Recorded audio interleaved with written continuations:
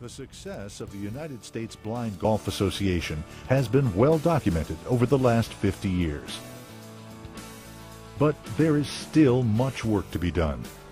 While the USBGA has reached many blind and visually impaired people of all ages, the continued success of these awareness programs, clinics, and tournaments depends on your support.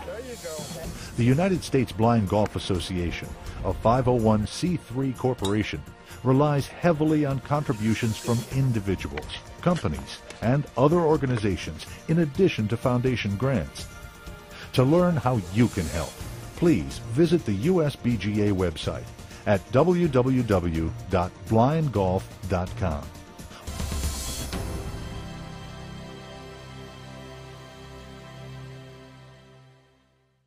The USBGA has defined the various categories of blindness as they pertain to the game of golf.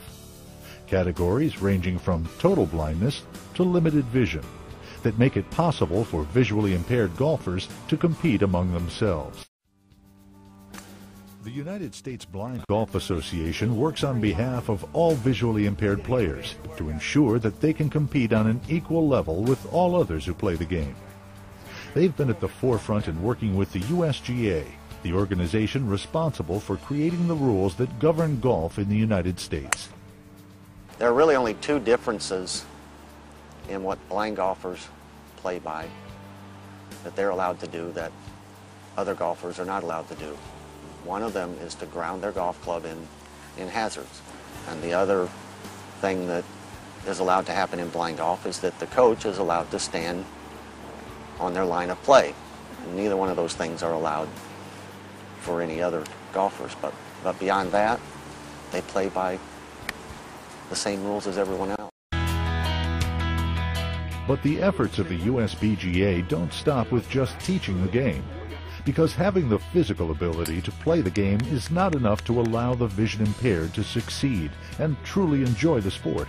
It takes another pair of eyes, the eyes of a partner, a coach, a friend. Anybody can coach. You just have to have the desire to help your friend, your buddy, whoever he is, go out and enjoy the afternoon. Oh, can't play without you. That's the most important. They need a body. You don't have to be a great golfer. They literally need somebody to be their eyes.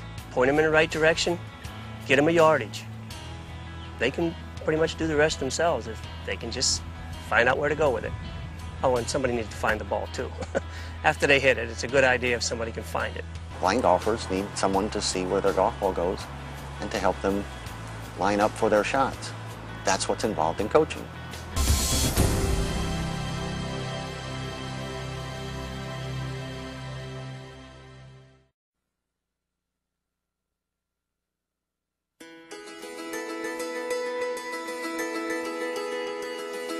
There are millions of people who play golf around the world.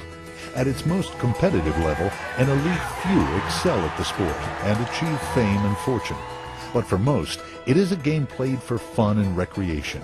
In golf, both young and old can seek their own rewards, whether it's learning to master the perfect swing, sharing a weekend afternoon in friendly competition, or just enjoying a few moments alone outdoors in the natural scenic beauty of a well-designed golf course.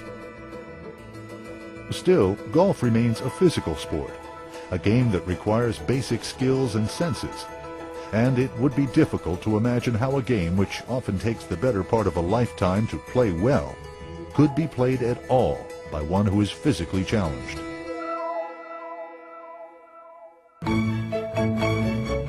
Yet today, there are thousands without the gift of sight, the most precious of the senses, who have learned and even mastered the game of golf. Their level of success in the sport has even allowed many to compete in tournaments for the visually impaired. These events in America are organized by the United States Blind Golf Association. In fact, it was a friendly competition between two blind golfers that led to the creation of an organization to provide for the needs of visually impaired golfers. Right after the war, Clint Russell went to the Veterans Administration and said, here's a sport that these blind guys that have lost their sight in the war could do. And 1946, the first group of blind guys got together in California and played the first national championship. Ultimately, these competitions and the growing interest by the visually impaired led to the formation of the United States Blind Golf Association in 1953. Since then, the USBGA has created many more regional tournaments, events that allow the growing numbers of blind and visually impaired golfers to play the game of golf. Thanks, good to see you. However, sanctioning tournaments is not the most important goal of the United States Blind Golf Association.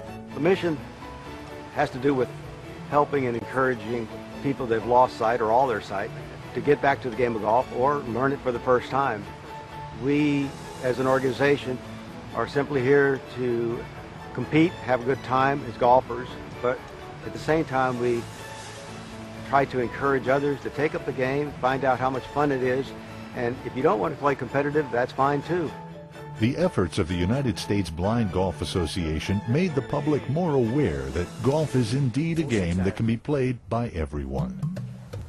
The human spirit prevails in this group of people as much or more than any other group of people that I've ever been around.